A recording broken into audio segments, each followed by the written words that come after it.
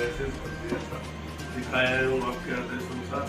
अब कहते हैं बड़े आदमी को ये तो क्यों गए साहब, कोई फायदा नहीं हुआ ना, उन्होंने पूछा ना मैंने।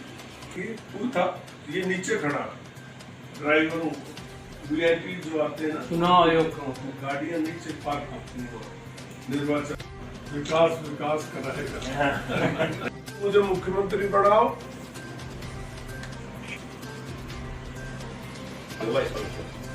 सिर पड़ा था सबको ये बहुत था। वसुंधरा राजे मंच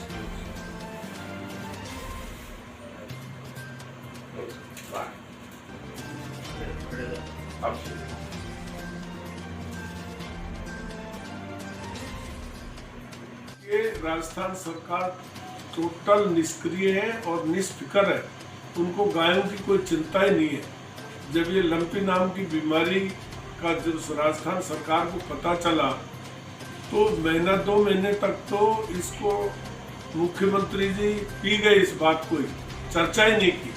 तो पशुपालन मंत्री और ये सब ने मिलकर के एक बहाना बनाया कि हमारे पास पैसा नहीं है। भारत सरकार को चिट्ठी लिखी कि हमको सहायता दी जाए और लंपी नाम की बीमारी की वैक्सीनेशन का इंतजाम कराया जाए।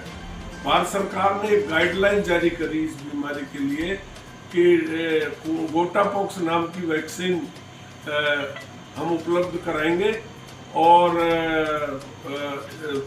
तुरंत प्रभाव से आप इस वैक्सीनेशन को राजस्थान में लगवाने का व्यवस्था करें। इसके बाद इन्होंने ध्यान नहीं दिया और ये बीमारी फैल गई। बाद में अखबारों में छपा कि गहलोत साहब ने कहा है कि अपने जो समाज में जो दानवीर लोग हैं, दानदाता हैं, उनसे रिक्वेस्ट करी कि हमारे पास पैसा नहीं है, हम वैक्सीन खरीदना चाहते हैं, तो मुख्यमंत्री सहायता कोष में रुपया जमा कराओ।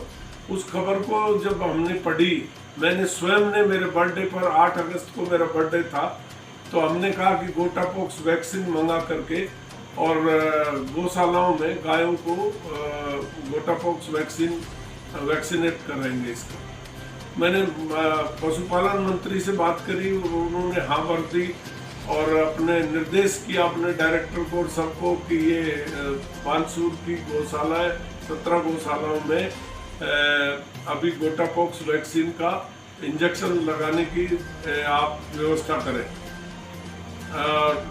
अधिकारी ने, पशुपालन अधिकारी जिले ने सारे हमारी व्यवस्था कर दी।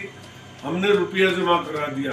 हमने जिस कंपनी को रुपया जमा कराया, हमने पैसे लेकर के और इनो एंटरप्राइजेस जो वेटरनरी की दवाइयों का स्टॉकिस्ट है, वहाँ पैसे हमने जमा करा दिए हमारे केमिस्ट के माध्यम से, और उन्होंने हमको 4000 गायों की वैक्सीन करने के लिए 7 तारीख को हमें उपलब्ध करा दी। 8 तारीख को हमने 4000 गायों को वैक्सीनेशन करा दिया। उसके बाद जब दूसरे दिन अखबारों में छपी तो हमारे विधायक शकुंतला रावत को ये बात सहन नहीं हुआ कि इसमें तो रोहितास जी की लोकप्रियता बढ़ी है इसमें, और उन्होंने तत्काल प्रभाव से पता लगाया कि ये वैक्सीन आ कैसे गई इनके पास। तो उनको पता लगा तो उसने इसको फोन किया और ड्रग इंस्पेक्टर को भेजा, कोमल रूप Chandani drug controller officer Jaipur को केमिस्ट की दुकान पर भेजा और स्टॉक को बैन कर दिया, दे नहीं सकते किसी को जब तक। और उन्होंने लिखित में, केमिस्ट ने कहा कि ऐसे कैसे रोक सकते हो, तो उन्होंने लिखित में ऑर्डर दिया ड्रग इंस्पेक्टर ने। ये ऑर्डर है 9 अगस्त को ऑर्डर दिया कि आप दवाई आप जो है सेल नहीं कर सकते, डिस्पोज ऑफ नहीं कर सकते। और उन्होंने लिखित में दिया कि instructions were given to place additional demand in the manufacturing company. It was intimated that around 65,000 units are expected to be delivered by evening. Hence, it was instructed to intimate immediately to the office of the drug controller Rajasthan and not to dispose of the stock in any matter till further instruction। ये कह करके stock को रोक दिया कि अगले अग्रिम आदेश तक आप डिस्पोज नहीं कर सकते। इस प्रकार हमारा टीकाकरण रुक गया, हमको दवाई नहीं मिली और जो हमने पैसे जमा कराए थे, मैंने कहा हमने पैसे जमा करा दिए, तो उन्होंने दूसरे दिन हमारे पैसे रिटर्न कर दिए। ये उसकी कॉपी है। हमको उन्होंने 65,000 रुपया वापस भेज दिया कि आज हम नहीं भेज पाएंगे। हमने पूछा क्यों नहीं भेज पाओगे, तो उन्होंने कहा कि ड्रग इंस्पेक्टर ने रोक लगा दी है। तो इसके मायने ये है कि राजस्थान सरकार को गाय की चिंता नहीं है, झूठी वाहवाही लूटने की चिंता है। जो उसको पता लगा कि बीजेपी वाले इसकी श्रेय ले रहे हैं, तो उन्होंने तत्काल प्रभाव से इस पर रोक लगा दी, जो नितांत बहुत ही निंदनीय है। आज गौ माता बड़ी संख्या में इस रोग से ग्रसित है, हजारों की संख्या में मृत्यु हुई है और ये गोवंश की जो है बददुआ इस सरकार को लगेगी। ये सरकार को आप देख लेना, इस आने वाले चुनाव में जनता मजा चखा देगी।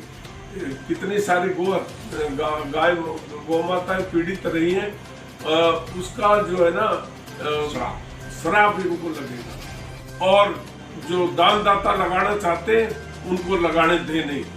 तो इसका मतलब क्या हुआ, सरकार गायों के प्रति संवेदनशील नहीं है, सरकार अपनी कुर्सी बचाने में संवेदनशील है, भ्रष्ट सरकार है ये।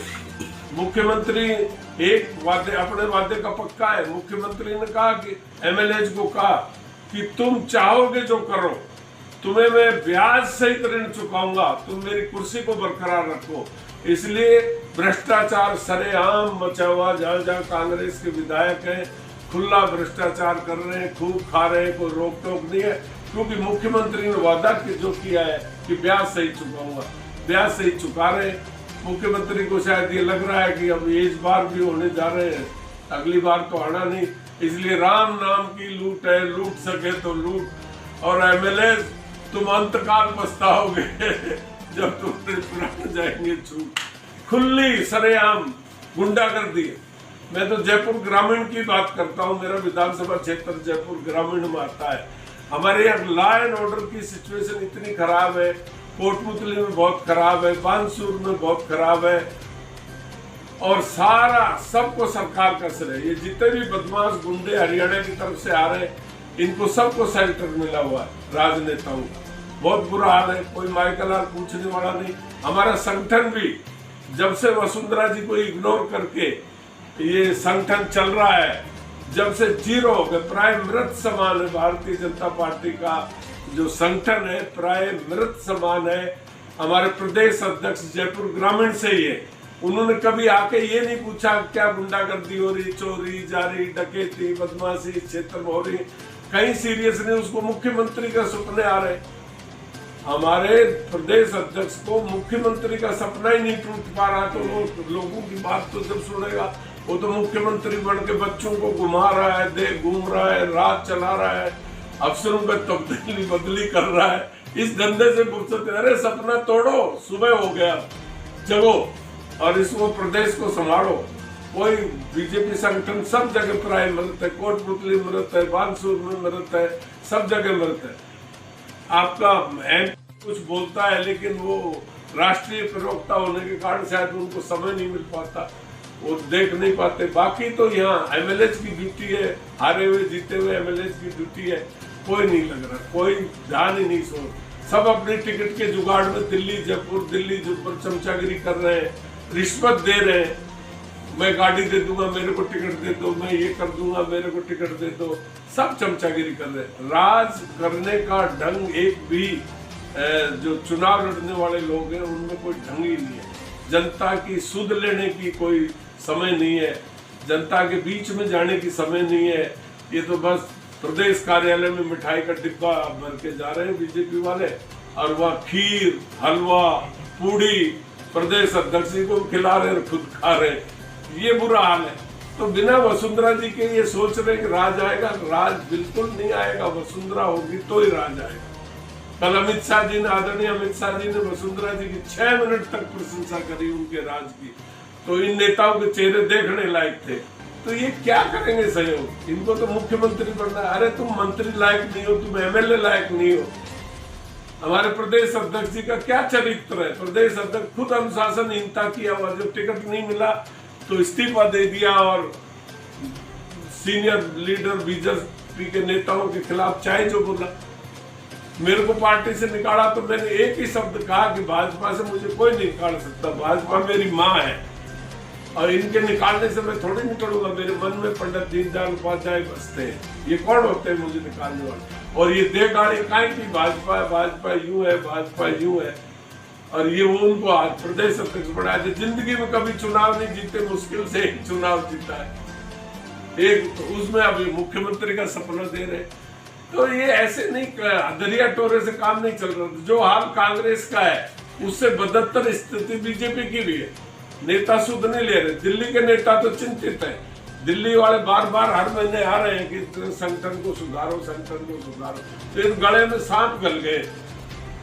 बीजेपी के गले में राजस्थान में ये नेता सांप का रूप में चारों तरफ लिपट गए। बहुत बुरा हाल हो रहा है। गहलोत उसके खिलाफ तो कोई बोलता ही नहीं है, तो आपस में लड़ रहे। आज देखो कितना भ्रष्टाचार है। मैंने मेरी जिंदगी में इतना भ्रष्टाचार नहीं देखा। कोई जनता की सुनाई नहीं हो रही। थाने बिक गए, तहसील बिक गई, कचहरी बिक गई, सब बिके पड़े, टोटल बिके पड़े। मंथली बंदी, एमएलए मंथली बांध रखी है, अफसर मंथली देते हैं। तो भ्रष्टाचार कैसे रुकेगा? बड़ा गलत काम हो रहा है। भगवान कैसे पिंड छुटाए इन लोगों से। अब जनता तो ये सोच रही है कि आने वाले चुनाव में इनको सबक सिखाएगी, पर अब बोलने की हिम्मत वाले नेता विपक्ष में नहीं रहे। पहले बीजेपी विपक्ष की भूमिका बहुत अच्छी निभा सकती थी और निभाती थी। भैरव सिंह जी के टाइम भैरव सिंह जी हमेशा ही विपक्ष में रहे, खूब बोलते थे, इनकी कली खोलते थे, इनकी खामियां गिनाते थे। आज कोई बोलने वाला है नहीं, चमचागिरी के अलावा कुछ नहीं। इतना बुरा हाल। लीडर नहीं बनाया तो परिणामों के बारे में जो ये सोच रहे हैं, ऐसे परिणाम नहीं आएंगे। हालांकि विरोध बहुत है इनका। बीजेपी का कंट्रीब्यूशन से नहीं आ रहा राज, कांग्रेस के फेलियर का, कांग्रेस की बदमाशी भ्रष्टाचार के खिलाफ जनता मत देगी, उसमें इनको प्लस पॉइंट तो है इनका ये तो। लेकिन वसुंधरा के बिना शासन पूर्ण बहुमत से नहीं आएगा, ये तय है। ये जयपुर ग्रामीण सांसद को राष्ट्रीय प्रवक्ता की जिम्मेदारी दी हुई है। अब पार्टी में शायद उनको निर्देश जो मिलता है वहाँ उनको जाना पड़ता है, तो वहाँ जाना पड़ता है, शायद समय नहीं मिला होगा। हालांकि उनकी जिम्मेदारी है, उनको आना चाहिए। और मैं उस बारे में कोई ज़्यादा नहीं बोलूँगा, इंडिविजुअल के खिलाफ नहीं बोलूँगा, मैं तो संगठन के खिलाफ बोलूँगा। संगठन निष्क्रिय है, एक्स फौजी है और भागदौड़ भी करता है, पर अब कई बार आदमी की व्यवस्था क्या है मैं नहीं समझता। हाँ, उनकी जिम्मेदारी जरूर है कि उनको संभालना चाहिए। सुनो, अब इन्होंने मरियल जो नेता है भारतीय जनता पार्टी के सीनियर लीडर, जो मरियल है, मुख्यमंत्री बनने का सपना देख रहे हैं, उनमें लीडर बनने की क्षमता नहीं है। वो कह रहा हम मोदी के चेहरे पर चुनाव लड़ेंगे, हम मोदी के चेहरे। अरे मोदी जी राष्ट्रीय नेता है, प्रधानमंत्री है, अच्छा काम कर रहे हैं, सारी बात है, पर राजस्थान में मोदी के चेहरे से चुनाव तो लड़ो, पर जनता वोट उसको देती है जो जाकर के अपना दुख सुख को रोस के। तो रोज जनता, राजस्थान की जनता दिल्ली थोड़ी जाएगी रोने के लिए कि आज हमारे हैंडपंप नहीं लगा, आज हमारे बिजली नहीं लगी। नेता इसलिए प्रदेश स्तर का नेता जरूर चाहिए, कमांड प्रदेश स्तर के नेता को देनी पड़ेगी। प्रधानमंत्री पर इतना भार थोपने का मतलब ये हुआ कि हम कमजोर हैं, हम कर नहीं सकते।